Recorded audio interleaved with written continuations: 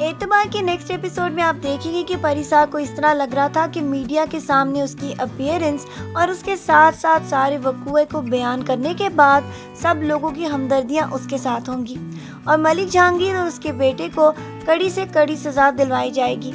لیکن اس کو کیا معلوم کہ ہمارے معاشرے میں ہمیشہ وکٹم کو ہی تنقید کا نشانہ بنایا جاتا ہے اور سب اس کو اسی بات کے اوپر ریئلائز کرواتے ہیں کہ اگر اس کے ساتھ ظلم ہو چکا ہے تو اس کو خاموشی اختیار کر لینی چاہیے تھی۔ لیکن پریسا تو کبھی بھی اس بات کو ماننے کے لیے تیار ہی نہیں کہ اس کی زندگی کو تباہ و برباد کرنے کی کوشش کرنے والا اس طرح آزاد گھوم سکتا ہے۔ جبکہ میڈیا کے سامنے ساری کہانی ایکسپوز کرنے کے بعد اب بلال نے اس کی بہن شزا کا جینا بہت زیادہ اجیرن کر رکھا ہے۔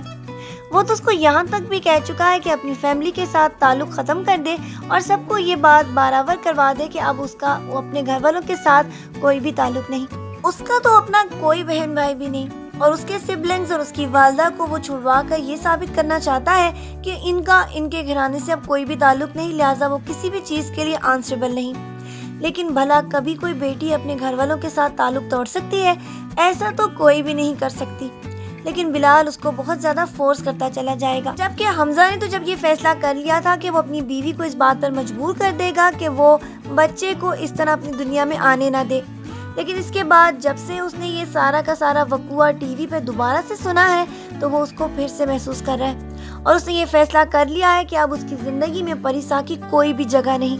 پریسا کو بھی صاف الفاظ میں وہ یہ کہہ دینے والا ہے کہ اس حرکت کے بعد اب وہ یہ نہ سمجھے کہ کبھی وہ اس کو اپنی زندگی میں آنے کی اجازت دے گا۔ پریسا تو اپنی زندگی میں اپنے بچے کو بہت زیادہ اہمیت دے رہی تھی اور وہ کبھی بھی اس بات کی اجازت نہیں دے رہی تھی کہ وہ اس کا ابورشن کروا کے حمزہ کی زندگی میں واپس چلی جائے۔ بھلا کوئی ماں بھی اپنی اولاد کے ساتھ ایسا کر سکتی ہے؟ یہ تو کوئی ظالم عورت ہی ہوگی جو اس طرح اپنی زندگی کو آباد کرنے کے لیے اپنی اولاد کی قربانی دے سکے۔ کہ پریسا نے اپنی زندگی میں ایک بہت بڑا دشمن جو کہ ملک جہانگیر ہے اسے اپنی زندگی میں شامل کر لیا ہے اور اس کی تباہ کاریاں آپ اس کی ساری ایپیسوڈز میں دیکھتے چلے جائیں گے کہ یہ کتنا گھٹیا اور بہت زیادہ حد سے گرا ہوا انسان ہے۔